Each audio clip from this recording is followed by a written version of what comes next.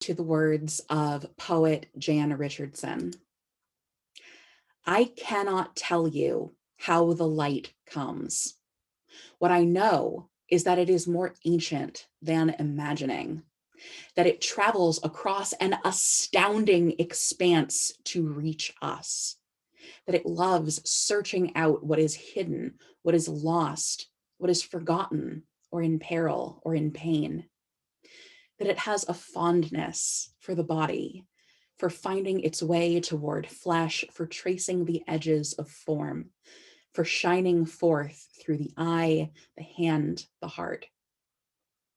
I cannot tell you how the light comes, but that it does, that it will, that it works its way into the deepest dark that enfolds you, though it may seem long ages in coming, or arrive in a shape you did not foresee.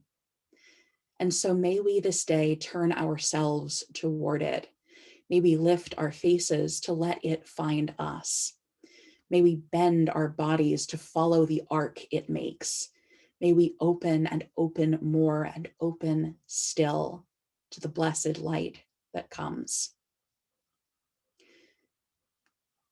1 year ago, horror stories were starting to emerge about a new respiratory coronavirus that had made its way to parts of California and Washington state after shutting down huge swaths of Eastern and Southeast Asia.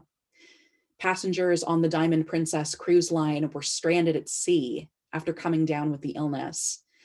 Outside of very specific pockets of the US, phrases like community spread and flattening the curve weren't yet part of our national lexicon. What a difference a year makes, right?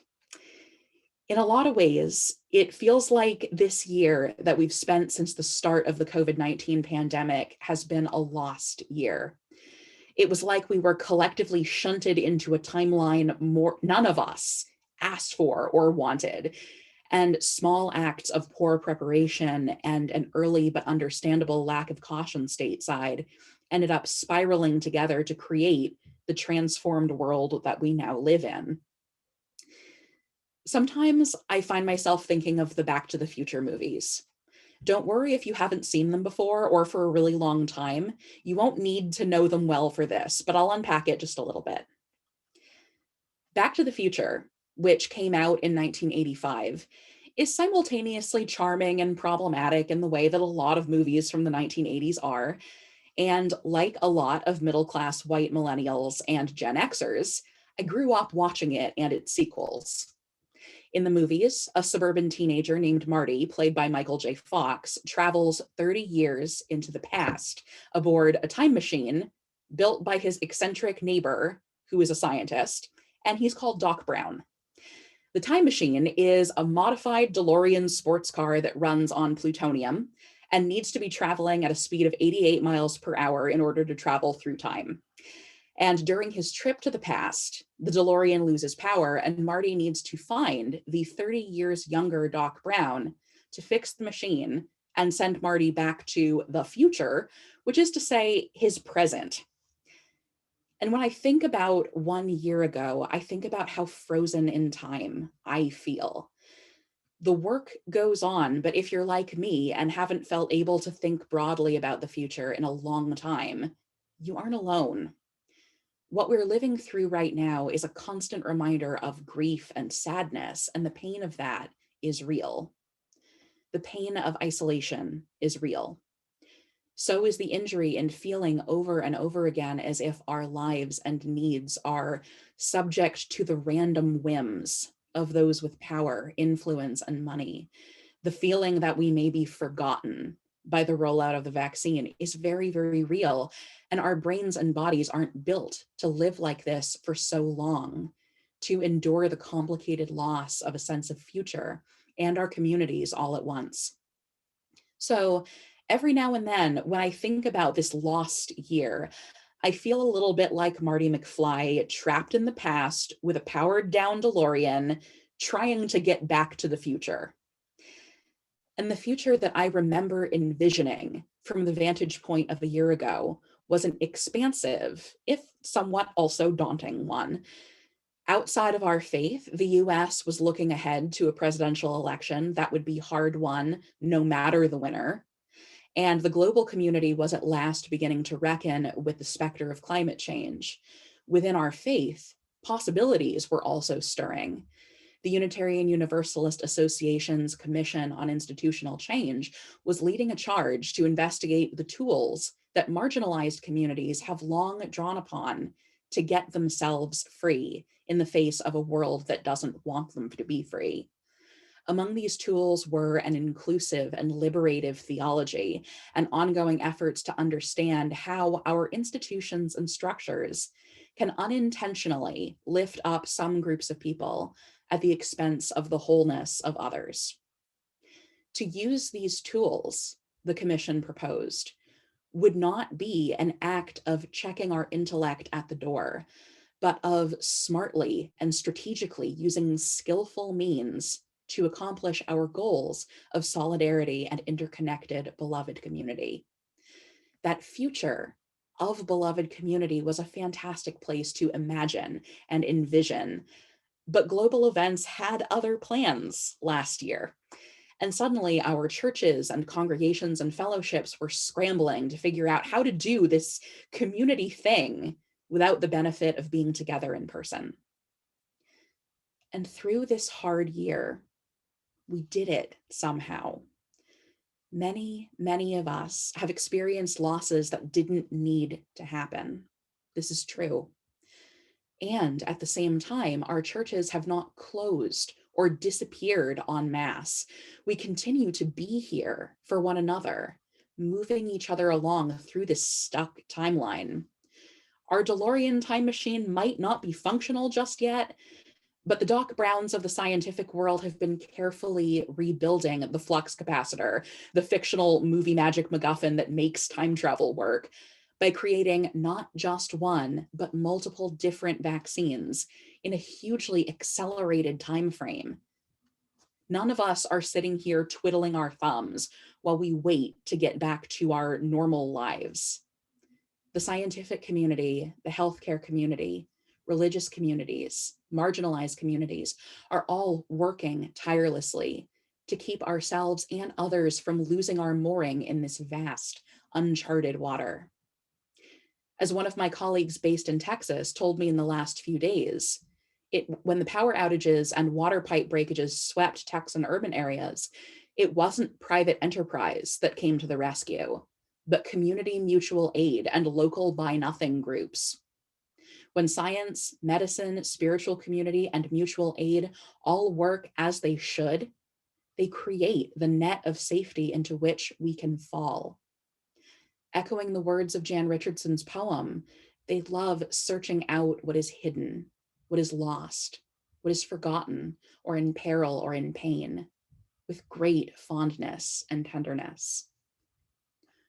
One thing that all of these communities have in common is that they are capable of moving at the magical speed of trust. And like that elusive 88 miles per hour the DeLorean needs to rocket into the future, the speed of trust is capable of carrying us to great places. Black activist and thinker Adrienne Maree Brown talks about the speed of trust in her book Emergent Strategy, which has been used in many social justice communities, including parts of our UUA, as a guidebook for creating change that's capable of lasting and enduring over time. Brown articulates this core principle in her work by writing, "Focus on critical connections more than critical mass. Build resilience by building the relationships." Her focus is not on amassing a huge amount of people to do the work, but a small core of people who know each other deeply and well in order to do this work interconnectedly in ways that respect their relationship to each other. When we do this tender, vulnerable work of shoring one another up in the aftermath of this great and ongoing tragedy, we can't rush ahead. We need to abide with one another, to be present and do the work of showing up for one another. We build trust by coming to one another with vulnerability and authenticity, and the strength and depth of our relationships grows When tested, it springs back and rebuilds. Although the author's background is very different from Brown's, we see similar patterns in the work of Robin Wall Kimmerer, a Potawatomi indigenous botanist, who asserts that all flourishing is mutual. Both Kimmerer and Brown look to the natural world to guide their thinking and their planning. The mycelial networks of mushrooms, the traditional ways of harvesting sweetgrass, which we talked a little tiny bit about in a very different context, in a very different culture, and the fractal patterns of fern leaves teach them both that we are inescapably part of this network of mutuality and connection, that what befalls one of us befalls all of us.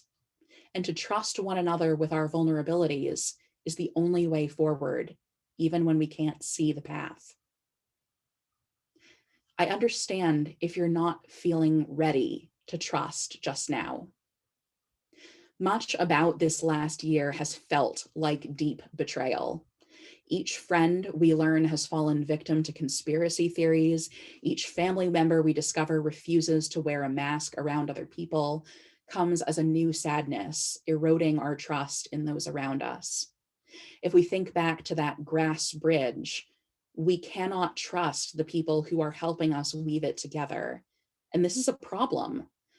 And still, we come together week after week, a community of like hearts. If during this time we allow our connections to languish and fade, we'll have a lot of work to do before we can get back to laying the foundations of the future.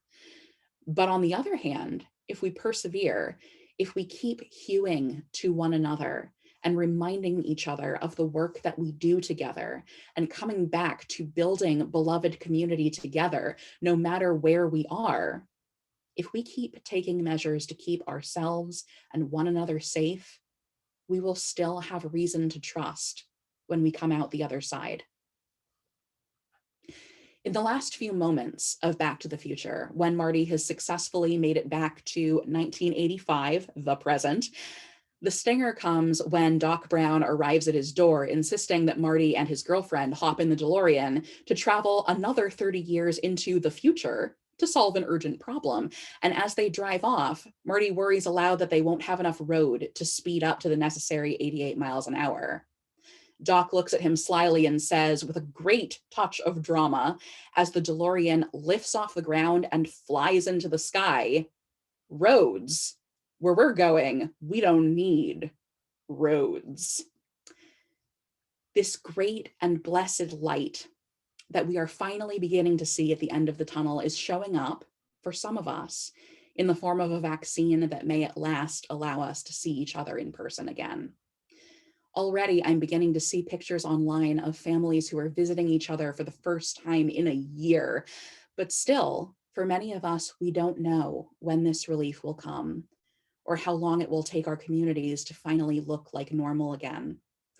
And even more crucially, we have no map of the territory ahead of us, no well-worn path to follow. Only the shared commitments of trust and mutuality are able to lead us forward into better days. I cannot tell you how the light comes, only that it does, and it will. We move forward, trying to heal the hurts of the past, those done to ourselves and to others. We move ahead into the lakes, the woods, and unknown wilderness.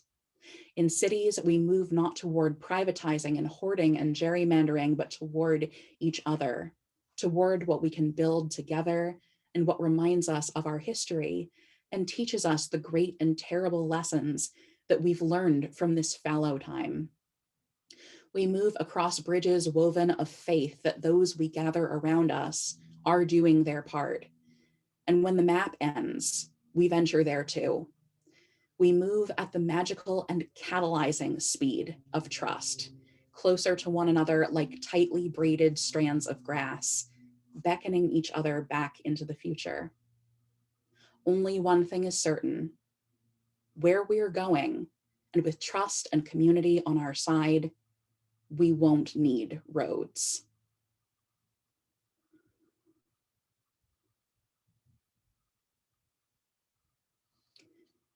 I invite you now to join me in singing our closing hymn, number 1028, the